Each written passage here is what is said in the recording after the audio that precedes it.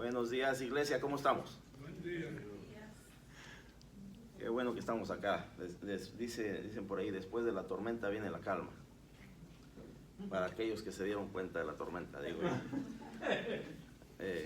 Pero sí estuvo por ahí fuerte esta mañana, pero estamos acá, gracias a Dios, estamos aquí para terminar este estudio que llevamos por las últimas 5 semanas. El corazón de la adoración. El entender cuál importante es la adoración a Dios. El entender que sí tenemos que adorar a Dios personalmente, pero también como iglesia, como comunidad, como el pueblo de Dios, juntos, unánimes. Esta mañana el último tema que tenemos es reunidos para adorar. Qué bueno que estamos acá, algunos de nosotros, para adorar, porque es parte de nuestra adoración, es parte de buscar de Dios, es parte de tener ese corazón dispuesto, es parte no tan solo de que nuestro corazón esté dispuesto, sino que entremos en acción a hacerlo. Así que, hermanos, esta mañana vamos a estar por ahí en el libro de Hebreos, capítulo 10, verso 19 en adelante, también en el capítulo 13, verso 12 en adelante. Y para ello vamos a ir a un momento de oración para comenzar. Oremos. Bendito Dios, Padre amado, gracias. Gracias, Padre, porque sí, después de la tormenta podemos ver la calma que tú nos das, la paz que tú nos das a través y en medio de la tormenta. Bendito Dios, estamos aquí para seguir estudiando tu palabra, para seguir, Padre, profundizando en lo importante que tiene que ser la adoración para nosotros como pueblo tuyo. Esta mañana, Padre, el tema de reunirnos para adorar. Bendito Dios, cuán importante es eso, cuán importante debe de ser eso en nuestra vida. Porque sí, venimos a adorarte, Padre, por quien tú eres.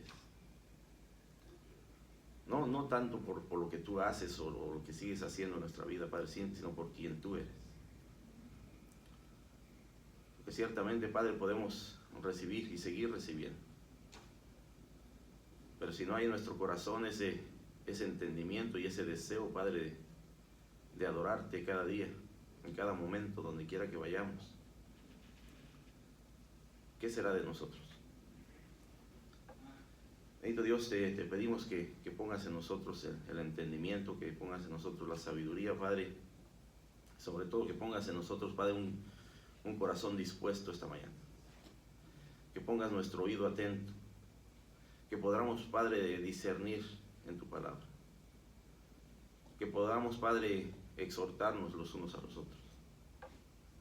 Que podamos vivir, Padre, de acuerdo a tu palabra. Bendito Dios, nos ponemos en tus manos esta mañana. Te pedimos que seas tú el que nos guíe, el que nos dirija, Padre. Que todo lo que sea hablado, todo lo que sea dicho, Padre, sea de acuerdo a tu voluntad. Te pedimos todo esto en el nombre de tu Hijo amado Jesucristo. Amén. Bueno, hermanos, reunidos para adorar.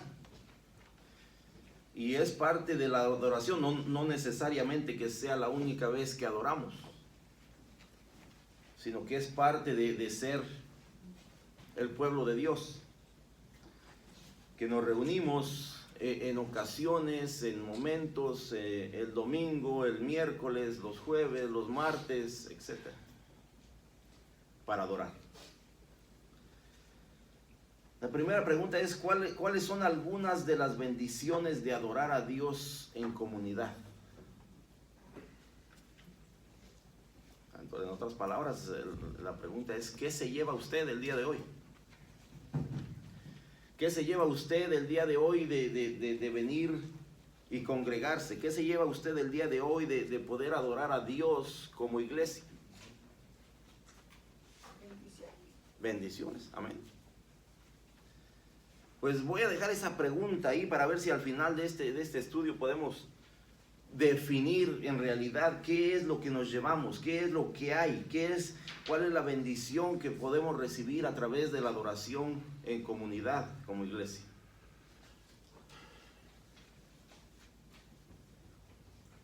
En las sesiones anteriores que vimos que podemos adorar a Dios de manera personal, ¿verdad?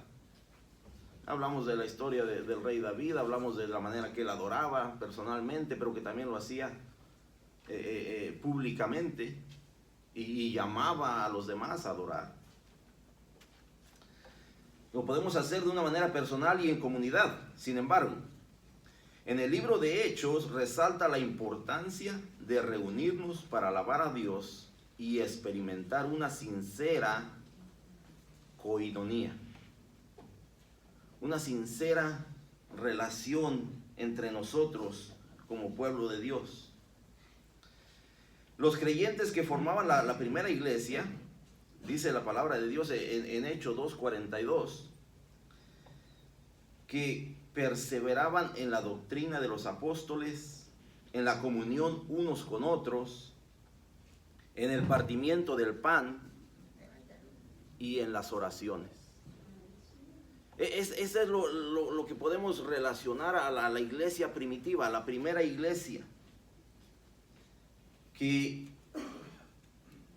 había una unión como iglesia, que estaban ahí para escuchar la palabra de Dios, que estaban ahí para recibir doctrina, que había comunión, que también compartían los alimentos, o el partimiento del pan, podemos relacionarlo a la Santa Cena,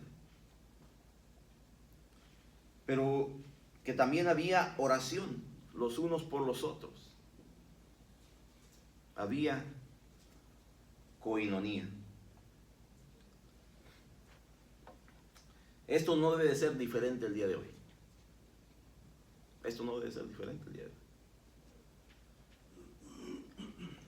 Debe de ser de la misma manera como comenzó la iglesia, como comenzó la congregación a través de lo que Jesucristo nos dejó. Esto no debe ser diferente hoy, sino que si no estamos en comunidad, Dios no se manifestará a su iglesia. No hay sustitutos para la adoración en la iglesia local. Hoy escuchamos prédicas, alabanzas y servicios de adoración en línea. ¿Cuántas personas usted ha escuchado que le dicen, no, es que yo no necesito ir a la iglesia? Yo veo varias prédicas los domingos en la mañana, ahí acostadito en la cama. Mire que lo que nos dice aquí. Hoy escuchamos prédicas, alabanzas y servicios de adoración en línea, y aunque es bueno y de gran edificación para nuestra vida espiritual, no sustituye la comunión que experimentamos con nuestra familia de la fe. ¿No es así? Un día escuché a alguien decir, yo no necesito ir a la iglesia. Mi pastor es mi iPad. Y el celular es mi líder de alabanza. Qué alejados podemos estar de las prácticas de la iglesia apostólica. Lo cierto es que necesitamos el aliento, la fortaleza y la comunión que obtenemos al reunirnos con otros creyentes. Es necesario. Es necesario, la palabra de Dios nos dice aquí en el libro de Hebreos que vamos a estudiar esta mañana, que no dejando de congregarnos como algunos tienen por costumbre. Se hace costumbre, hermano y hermana. Las estadísticas nos dicen que si usted deja de hacer algo por un periodo de unas 3 semanas, lo más seguro es que va a dejar de hacerlo totalmente. Esas son las estadísticas. Si usted está acostumbrado a hacer algo y lo deja de hacer por un periodo de 3 semanas, lo más seguro es que lo deje de hacer para siempre. Así que, hermanos, vamos a estar esta mañana en el libro de Hebreos, perdón, capítulo 10, y nos dice la palabra de Dios así en el verso 19 en adelante, dice: así de que, hermanos, teniendo libertad ¿Cuántos nos gusta la libertad?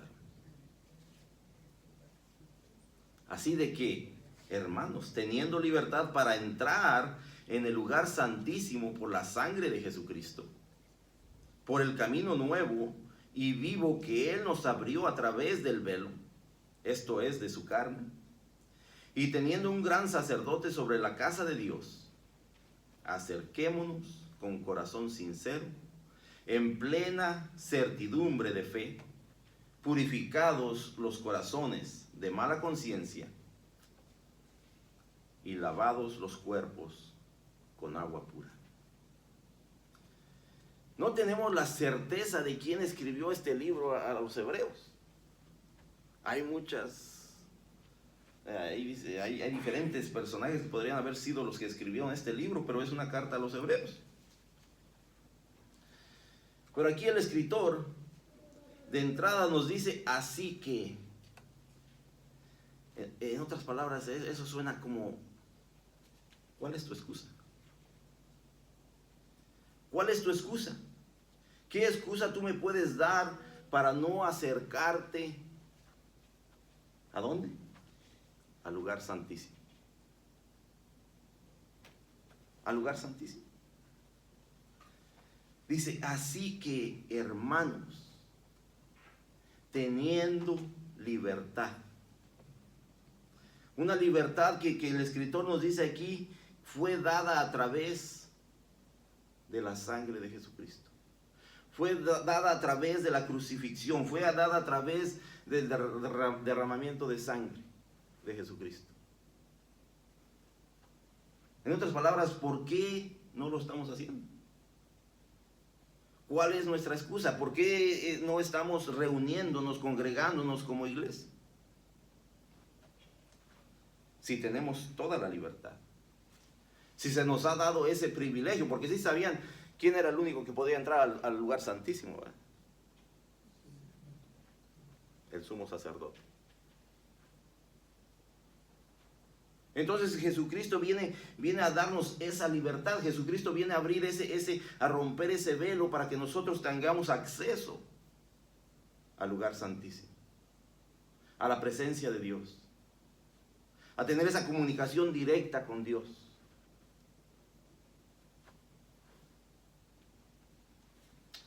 Tenemos la libertad para entrar al lugar santísimo. Pero el escritor nos deja claro que es a través de Jesucristo, que es a través de la sangre derramada, que es a través de ese gran sacrificio. No simplemente que el velo se abrió por alguna razón. Sí, la razón es Jesucristo. Es Jesucristo quien dio su vida. Es la única manera de poder llegar ahora al lugar santísimo, a la presencia de Dios. El escritor aquí también nos presenta a Jesucristo como el sumo sacerdote. Vean, más adelante nos dice.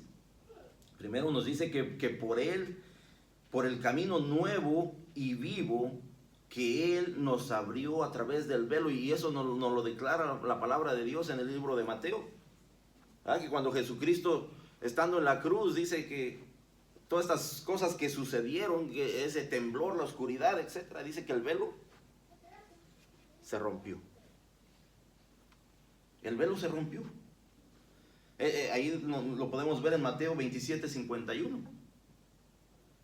Que nos aclara exactamente qué es lo que sucedió, qué es lo que pasó cuando Jesucristo, estando en la cruz, nos da ese acceso al lugar santísimo.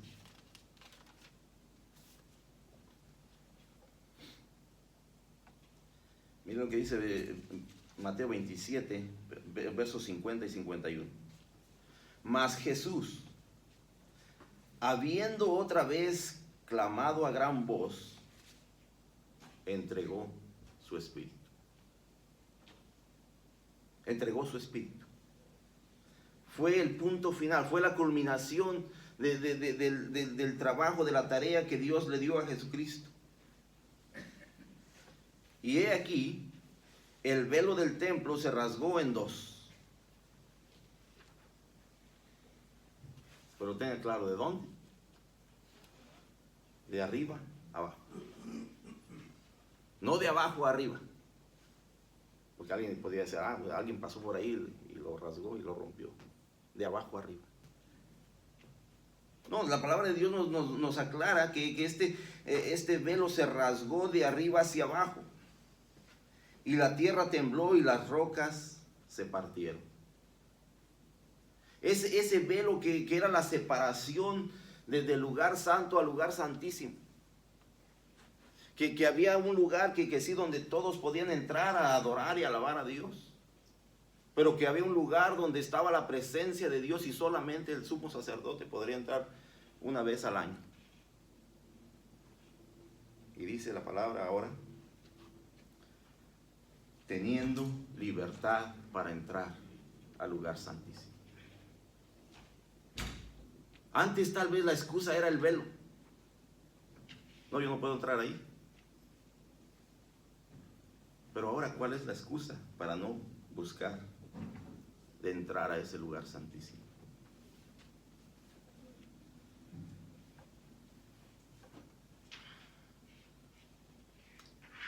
En este texto en particular se describe a Cristo como el sumo sacerdote, que entró al lugar santísimo a ofrecer un sacrificio perfecto, que era lo necesario, que ya en algún momento Dios se había cansado de tanto sacrificio, de tanto derramamiento de sangre, de tanto animal que tenía que pasar por el sacrificio a causa del pecado de su pueblo. Aquí el escritor nos presenta a Jesucristo como el sumo sacerdote, como el sacrificio perfecto que era necesario para la expiación de nuestros pecados. También el lugar santísimo es el santuario celestial que aquí el autor describe como la casa de Dios, ¿verdad? Dice, por el camino nuevo y vivo que Él nos abrió a través del velo, esto es de su carne, y teniendo un gran sacerdote sobre la casa de Dios. Nos habla plenamente de Jesucristo. Nos habla plenamente de Jesucristo y ahí en el libro de Hebreos capítulo 9, verso 1 al 12, que se los voy a dejar de tarea. No, mejor se los voy a leer. Mejor se los voy a leer, para asegurarnos de que suceda. Hebreos 9, 1 al 12 dice, ahora bien, aún el primer pacto tenía ordenanzas de culto y un santuario terrenal, porque el tabernáculo estaba dispuesto así. En la primera parte, llamada el lugar santo, estaba el candelabro, la mesa y los panes de la propiciación. Tras el segundo velo, estaba la parte del tabernáculo llamado el lugar santísimo, el cual tenía un incensario de oro y el arca del pacto cubierta de oro por todas partes, en la que estaba una urna de oro que contenía el maná, la vara de Aarón que reverdeció y las tablas del pacto, y sobre ellas los querubines de gloria que cubrían el propiciatorio, de las cuales cosas no se puede ahora hablar en detalle. Y así dispuestas estas cosas, en la primera parte del tabernáculo entran los sacerdotes continuamente para cumplir los oficios del culto. Pero en la segunda parte, o sea, en el lugar santísimo, solo el sumo sacerdote una vez al año, no sin sangre, la cual ofrece por sí mismo y por los pecados de la ignorancia del pueblo, dando el Espíritu Santo a entender con esto que aún no se había manifestado el camino al lugar santísimo, entre tanto que la primera parte del tabernáculo estuviese en pie, lo cual es símbolo para el tiempo presente, según el cual se presentaban ofrendas y sacrificios que no pueden hacer perfecto en cuanto a la conciencia al que practica ese culto, ya que consiste solo de comidas y bebidas, de diversas abluciones y ordenanzas acerca de la carne, impuestas hasta el tiempo de reformar las cosas. Pero estando ya presente Cristo, sumo sacerdote de los bienes venideros, por el más amplio y más perfecto tabernáculo, no hecho de manos, es decir, no de esta creación, y no por sangre de machos cabríos ni de becerros, sino por su propia sangre, entró una vez y para siempre en el lugar santísimo, habiendo obtenido eterna redención. Ahí nos clarifica a detalle lo que Jesucristo hizo. ¿Cuál fue el propósito? ¿Para qué? Ahí nos describe exactamente el por qué aquí en Hebreos lo describe como el sumo sacerdote. El sumo sacerdote que vino a hacer el sacrificio perfecto. ¿Para qué? Para perdón de nuestros pecados.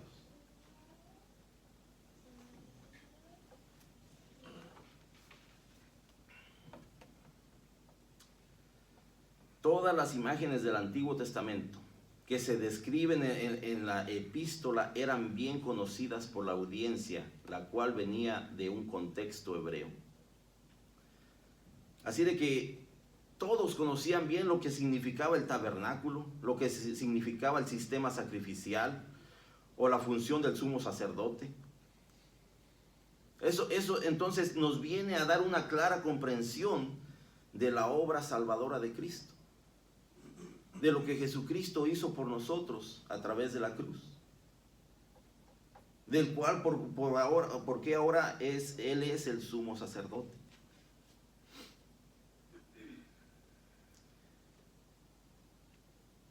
La obra salvadora de Cristo en la cruz y del camino que Él abrió hacia Dios por medio de su cuerpo y de su sangre.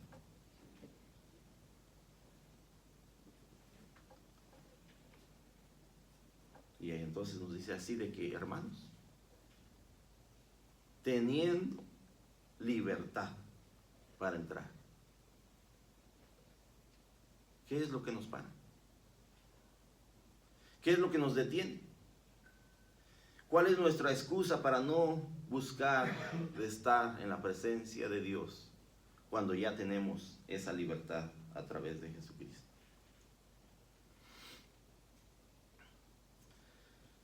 Aquí el término que se utiliza para exhortar a la audiencia o a nosotros como escuchantes, este término de acercarse, este término del cual nos habla en el verso 22, dice acerquémonos. ¿Qué le dice eso a usted, hermano y hermana? ¿Qué me dice eso a mí esta mañana? Quiere decir que el escritor de alguna manera percibía que el pueblo de Dios estaba alejado, que el pueblo de Dios no estaba tan cerca como era necesario estar. Dice acerquémonos. Pero ahí nos aclara cómo debemos de acercarnos al lugar santísimo, a la presencia de Dios. El término que aquí nos usa para exhortarnos, de acercarnos, se ve aquí en el libro de Hebreos varias ocasiones, 6 ocasiones. En Hebreos 4:16, Hebreos 7:25, Hebreos 10:1, Hebreos 11:6, Hebreos 12:18 y también en el verso 22. Que nos acerquemos. ¿Qué tan retirados estamos nosotros, hermano y hermana, de la presencia de Dios? Aquí el escritor nos exhorta, nos anima a acercarnos. Nos anima a que estemos en una cercanía más próxima. Nos anima a que no estemos distantes. Nos anima a que busquemos de la presencia de Dios. Pero nos anima a que vengamos con un corazón sincero. Que no lo hagamos como rutina, que no lo hagamos como una tradición, que no lo hagamos porque es domingo. Que vengamos con un corazón sincero.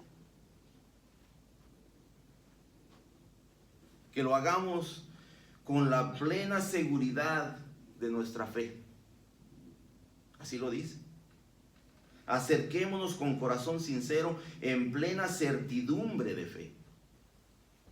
Que tenemos esa seguridad de que nuestra fe está bien fundamentada, de que esa es la razón por la cual venimos a buscar de Dios y no tan solamente el domingo.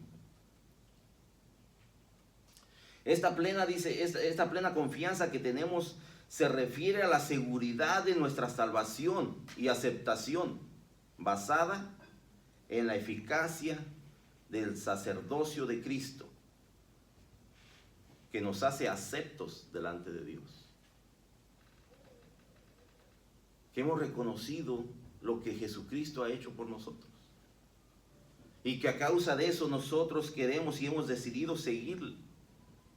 Pero no tan solo seguirle, sino servirle.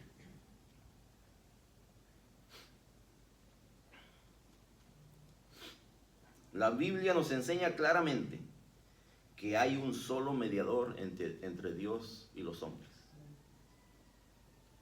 Jesucristo hombre, y ahí nos lo dice en 1 de Timoteo 2:5. La Biblia nos aclara que no hay ninguna otra manera. Jesucristo mismo lo declaró, no hay otra manera. Jesucristo dijo, yo soy la... ¿Soy qué? El camino, la verdad y la vida. Jesucristo dice, no hay otra manera de llegar al Padre. Entonces,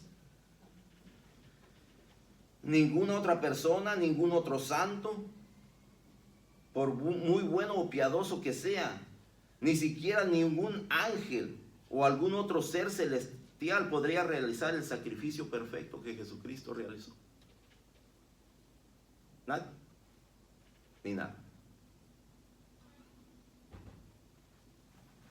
Y Él es el que nos da esa libertad para poder entrar al lugar santísimo. Solo Cristo basta. Y dicho de otra manera, solo en Cristo podemos tener comunión completa con Dios, el cual fue el propósito original por el cual fuimos creados, para tener comunión con Dios, para alabarlo. Y la palabra de Dios así nos lo dice. Ese fue el propósito original. Además, aquí nos afirma que Cristo abrió un camino nuevo. Un camino nuevo. ¿Cuál era el camino anterior? La ley de Moisés. ¿Verdad? Y nadie pudo. Nadie pudo. Fue necesario que Jesucristo viniera a hacer el sacrificio perfecto. Pero entonces ahora, ¿cuál es ese nuevo camino? ¿Cuál es ese nuevo camino que tenemos que seguir? Él inauguró para nosotros algo que es completamente nuevo, nunca concebido o logrado, haciendo alusión al nuevo pacto de su cuerpo y su sangre por encima del sistema sacrificial del Antiguo Testamento. Para esto debe de haber un arrepentimiento genuino, tal y como el mismo autor nos exhorta a purificar los corazones de mala conciencia. El escritor aquí nos dice, en Hebreos dice, en plena certidumbre de fe, purificados los corazones de mala conciencia y lavados los cuerpos con agua pura. Haciendo referencia a que debemos de en realidad venir con un corazón arrepentido. Y también hace referencia a que debemos de venir no tan solo arrepentidos, pero siendo obedientes al bautismo, como parte de la muestra de nuestra fe.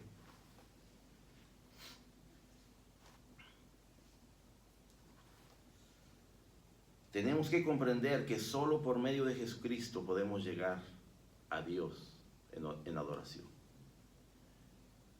Es el único camino, es la única manera, no hay de otra.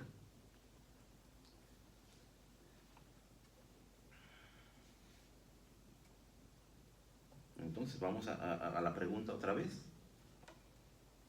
¿Qué es lo que hace posible que nos acerquemos confiadamente a Dios en adoración? Dice aquí el libro de Hebreos, así de que, hermanos,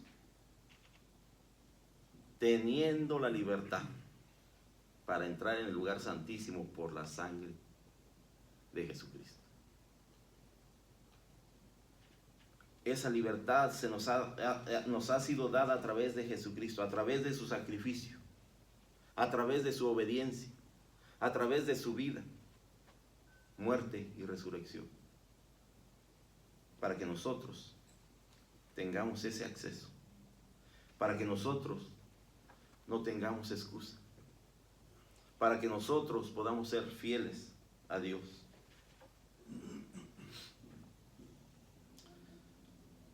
Alguien que le dé lectura a Hebreos 10, verso 23 al 25, por favor. Mantengámonos firmes sin fluctuar la profesión de nuestra esperanza, porque fiel es el que prometió.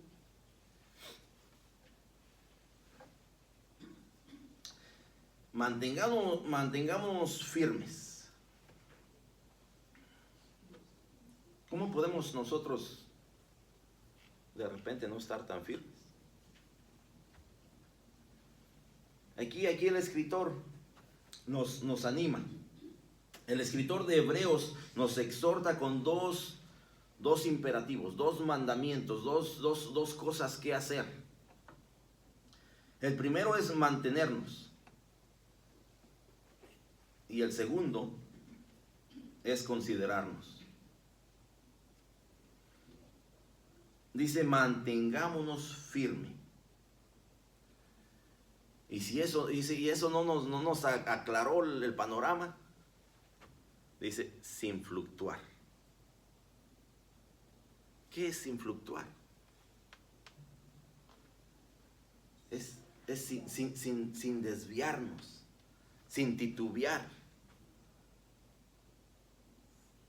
Estando claros, estando con la visión clara, con seguridad. Es no desviarnos del camino, es no salirnos del entorno. Sin fluctuar. Mantengámonos firmes sin fluctuar, dice, la profesión de nuestra esperanza, porque fiel es el que prometió. ¿Y quién es el que prometió? Dios es un Dios de promesas, pero también es un Dios que cumple promesas. El escritor nos anima a que nos mantengamos, pero que también nos consideremos los unos a los otros. ¿Cuánto nos gusta ser considerados en la vida? ¿Cuánto nos gusta de repente ver que alguien pues de repente está un poquito distanciado, un poquito apartado, y ha considerado hablarle, ha considerado darle una palabra de aliento, ha considerado animarlo, ha considerado hacer algo? Dice, considerémonos unos a otros. ¿Para qué? Para estimularnos al amor y a las buenas obras. Estimularnos a hacer cosas buenas, estimularnos a hacer cosas que agradan a Dios, porque la misma palabra de Dios que nos dice que para eso fuimos creados. Para hacer buenas obras. Para hacer cosas que agradan a Dios. Aquí el escritor exhorta a la audiencia, que somos nosotros, a hacer estas dos cosas. Anima a los creyentes a mantenerse firmes en la confianza de que Dios es fiel para cumplir sus promesas.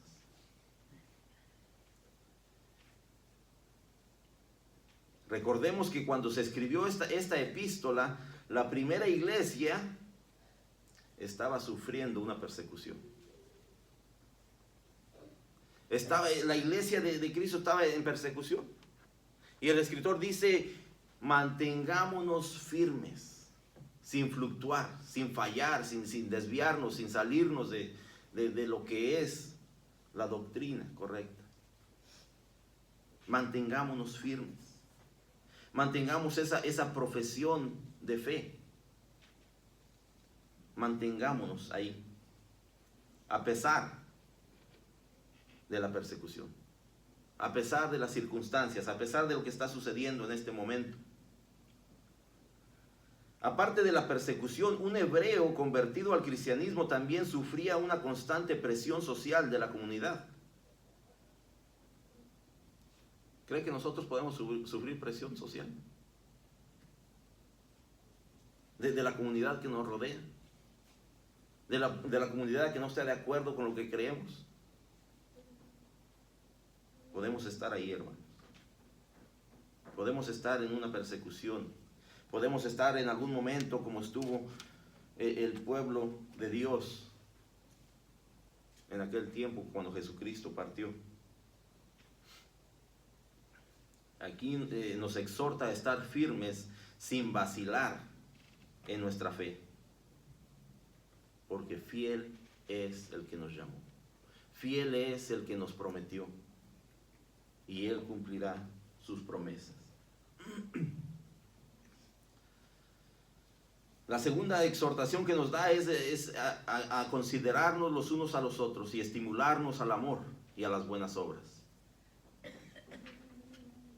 Nos anima a considerarnos, nos anima que estemos atentos los unos por los otros,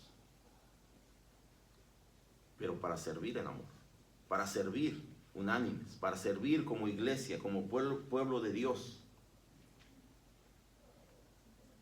porque nos llama a las buenas obras. Las buenas, aquí el término que usa para estimularnos a las buenas obras significa provocar o incitar. O sea, que nos provoquemos los unos a los otros, que incitemos los unos a los otros a las buenas obras. Que ese sea nuestra visión, que ese sea nuestro enfoque. Este término nos da la idea de que existe un deseo ferviente de ayudar y de servir a otros. El amor mutuo entre los creyentes debe de ser ferviente y práctico. Y práctico. Como dice la palabra, que no sea nomás de boca, sino que sea en acción, sino que sea de hecho. Las buenas obras se deben de ver de forma práctica e impulsadas por el amor, no por el interés propio. No viendo que vamos a hacer algo porque vamos a sacar un beneficio de ello, sino impulsándonos a hacer algo bueno porque eso es lo que agrada a Dios, los unos por los otros. Verso 25 nos dice: no dejando de congregarnos, como algunos tienen por costumbre, sino exhortándoos, y tanto más, cuando veis que aquel día se acerca. Nos llama a que nos exhortemos, que nos animemos los unos a los otros, a no dejar de congregarnos como iglesia, a no dejar de estar unánimes como lo estuvo la iglesia primitiva. Y y algunos a lo mejor nos preguntamos, pero hermano, ¿a poco eso tiene que ser todos los días? Pues yo no sé cómo usted lo vea, pero la palabra de Dios nos dice que ellos se reunían todos los días en la iglesia primitiva. Todos los días.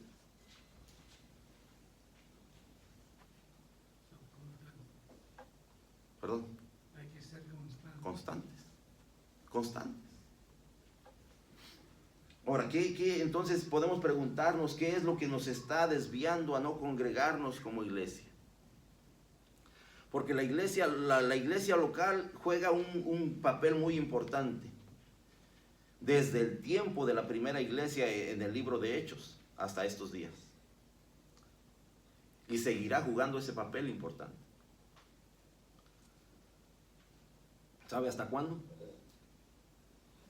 Hasta que Cristo venga. La iglesia local juega un papel importantísimo para el creyente.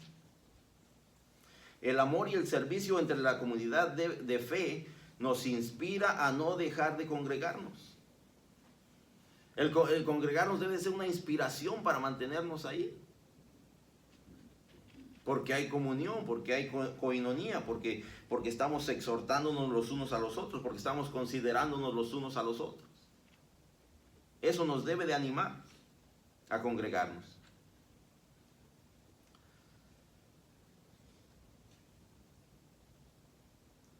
En aquellos tiempos esta práctica tristemente también era notoria. En el tiempo que escribieron esta carta, era notorio que muchos ya tenían por costumbre el no congregarse. Y no es que en aquel tiempo había redes sociales o había internet, ¿no? Y había gente que pensaba que no le era necesario congregarse como iglesia. Ser parte de lo que Dios quiere hacer con la iglesia. Ser parte de no tan solo de reunirse, pero de servir como iglesia.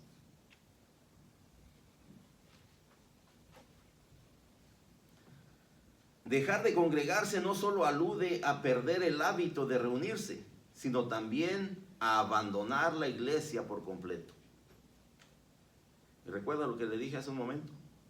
Las estadísticas nos dicen que una persona cuando deja de hacer algo por 3 semanas, lo más probable es que lo deje de hacer para siempre.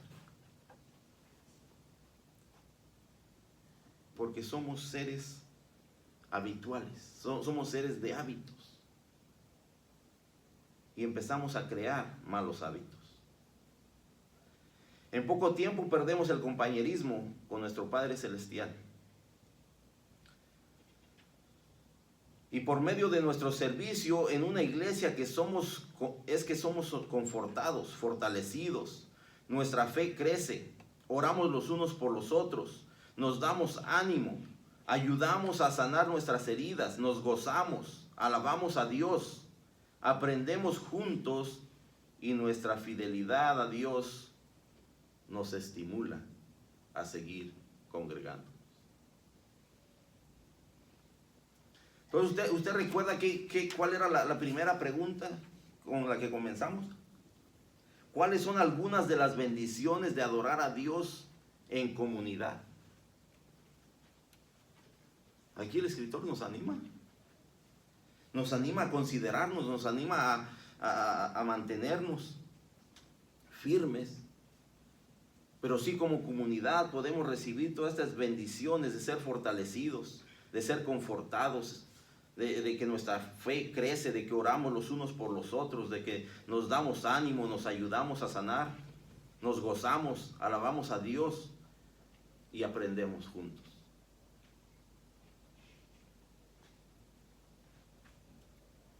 Recuerda que les iba a dejar una lectura de tarea, pues dije, mejor se la leo. Porque a veces decimos, no, es que yo allá en la casa yo voy a aprender. Allá en la casa yo voy a estudiar mi Biblia. Allá en la casa yo voy a hacer esto, yo voy a hacer lo otro. Y nos llenamos de cosas en la vida que a veces la Biblia, salimos el domingo corriendo y mi Biblia, y no sé ni dónde la dejé, dónde quedó, dónde está. Mi esposa se está riendo, yo no sé por qué. Pero esa es la realidad que vivimos como creyentes, hermanos. Que lo hemos tomado como una tradición de venir el domingo a la iglesia y pensamos que nos llenamos el domingo para toda la semana.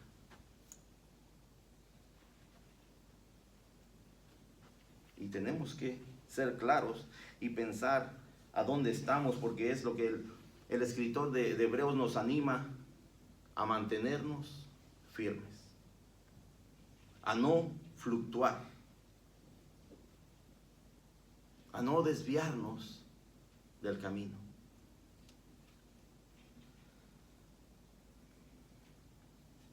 Entonces la pregunta que nos tenemos que hacer nosotros es: ¿por qué las personas dejan de congregarse? Porque la pregunta es clara y nos la tenemos que hacer: ¿por qué en los últimos años se han cerrado tantas y tantas iglesias? ¿Por qué la gente ha dejado de congregarse? ¿Por qué la gente no tiene interés en las cosas de Dios? ¿Por qué la gente no se ha mantenido firme? Y la segunda pregunta que nos hace aquí es: ¿te ha sucedido a ti? ¿Te ha sucedido a ti el no congregarte? ¿En algún momento has sentido ese deseo de no hacerlo? Pues se acuerdan, yo les conté una historia de un muchacho que no quería ir a la iglesia el domingo y le dijo a su mamá, dice: ¿sabes qué? Este domingo no quiero ir a la iglesia, mamá. Habló con la mamá porque sabía que ese tema no era de conversación con el papá. Y dice la mamá: oh, bueno, no tienes ganas. Ok, está bien, hijo. O dice: oh, entonces no voy a ir a la iglesia. No, está bien, que no tengas ganas. Pero como quiera vas a ir. Porque imagínate, cualquiera va a la iglesia con ganas.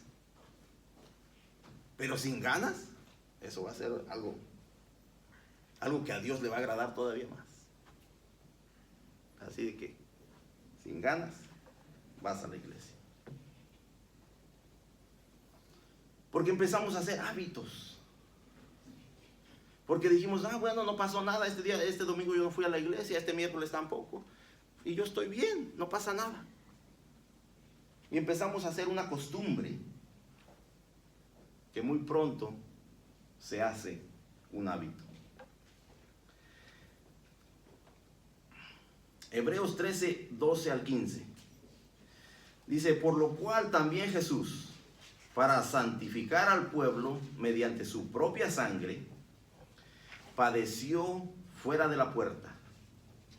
Salgamos pues a él, fuera del campamento, llevando su vituperio, porque no tenemos aquí ciudad permanente, sino que buscamos la porvenir. Así que ofrezcamos siempre a Dios, por medio de él, sacrificio de alabanza, es decir, fruto de labios que confiesan su nombre.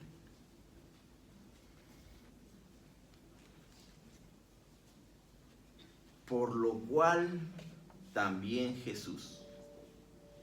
Por lo cual.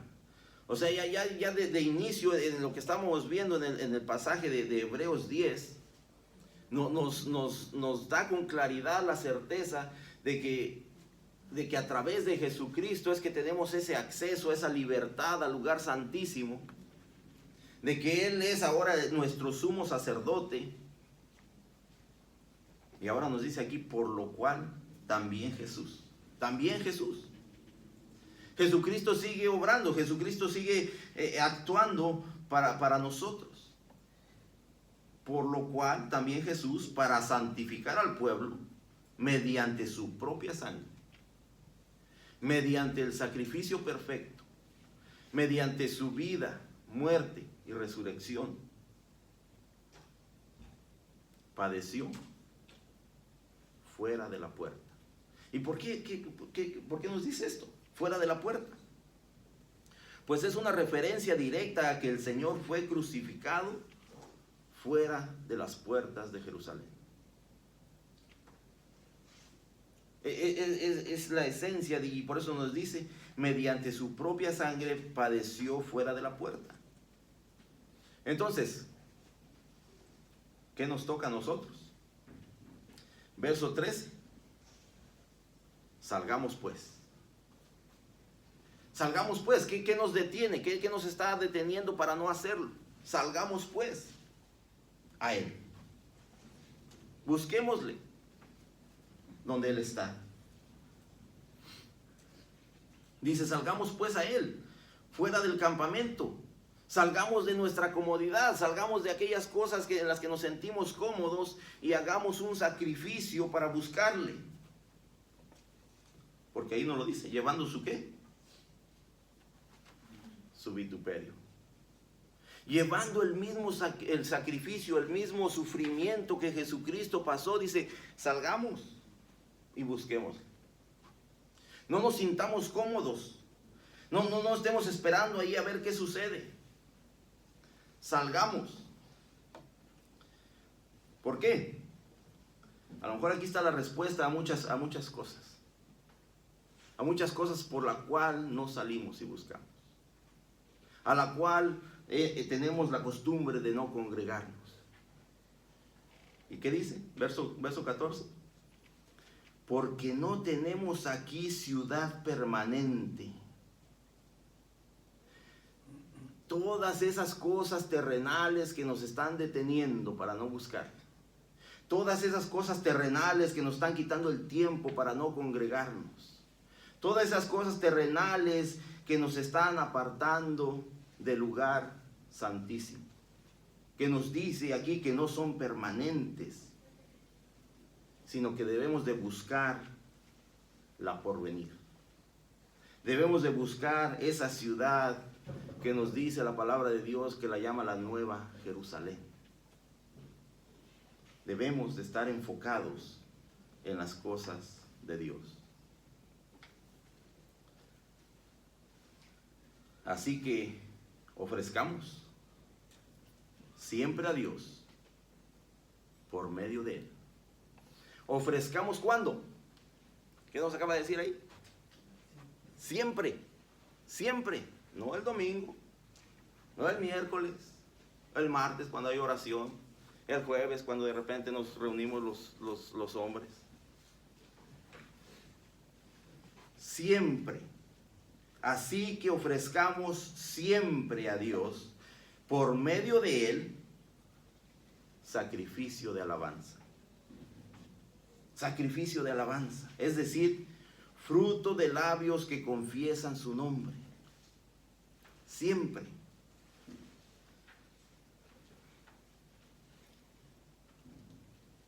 Debemos de alabar y confesar a Cristo juntos. El sacrificio de alabanza es una sincera adoración a Dios que emana de nuestro corazón. Que emana de nuestro corazón. Para este fin es importante formar parte de una iglesia local y permanecer en esta para servir y adorar a Dios con este mismo grupo de creyentes. Es por eso la importancia de la iglesia local. Es por tanto la importancia de congregarnos como iglesia, no dejando de hacerlo como algunos tienen por costumbre. El propósito de congregarnos como iglesia es permanecer para servir y para adorar a Dios. Aquí nos habla de un sacrificio. En el Antiguo Testamento los sacrificios eran muy comunes. Alguien fallaba, llevaba su animalito, había derramamiento de sangre, listo. Sacrificio. Ahora que queremos seguir trayendo un animalito, o podemos sacrificar nuestro tiempo, o podemos sacrificar lo que a veces es muy valioso para nosotros como seres humanos, que nos está apartando de Dios, que nos está apartando del lugar santísimo, que nos está apartando de venir y adorarle como Él se merece. ¿Sacrificio o tiempo? ¿Qué vamos a hacer? A sacrificar nosotros para venir y encontrarnos en el lugar santísimo. con Dios.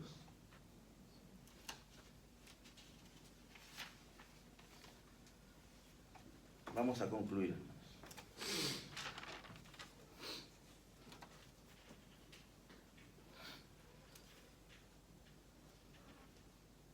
No dejar de congregarte. La palabra nos llama a congregarnos.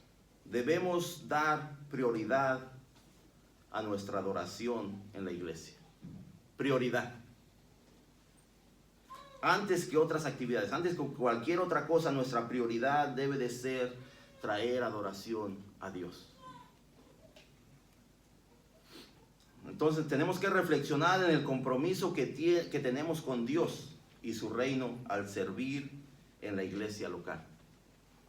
Tenemos que reflexionar cuál es nuestro compromiso. Y para ello tenemos que ir en oración a Dios, para que Él nos use y podamos ser de edificación para esta congregación. Esa es nuestra adoración, hermanos. La palabra de Dios nos dice en el Salmo 22:3 que Dios está ¿dónde? Dice, pero tú eres santo, tú que habitas entre las alabanzas de Israel.